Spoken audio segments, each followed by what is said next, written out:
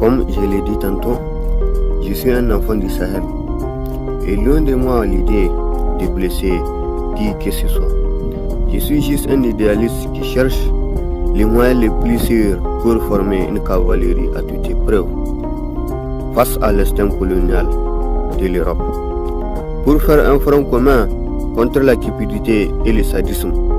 d'une civilisation altérée par le sang et l'injustice sociale. Altérée par le sadisme et le fruit de la guerre du commerce triangulaire. Je suis un enfant du Sahel et mon rêve le plus cher est de former une cavalerie unique et sans équivalent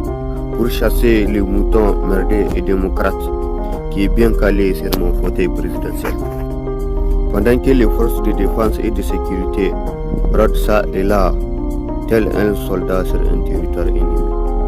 Mon rêve le plus cher est de vivre une vraie expérience démocratique, où la démocratie n'est pas assujettie par les moutons politicards ou la réaction internationale. Mon rêve le plus cher est de vivre une expérience politique, où les moutons merdés n'est pas le garant du néocolonialisme français et européen, et non une expérience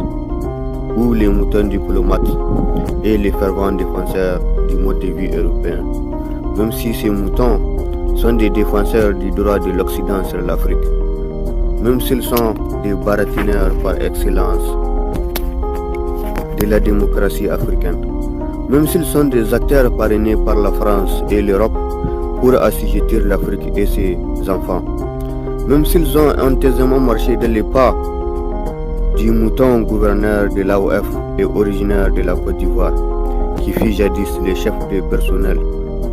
de tous les moutons de l'Afrique occidentale française. Même si ces derniers et tous ces moutons merdés qui ont marché dans ces pas ont été effrayés par le galon du général de Gaulle, contrairement aux principes qui ont animé les fervents défenseurs et panafricanistes qui firent Sékou Touré. Il s'agit en effet d'un troupeau de moutons intellectuels et ignorants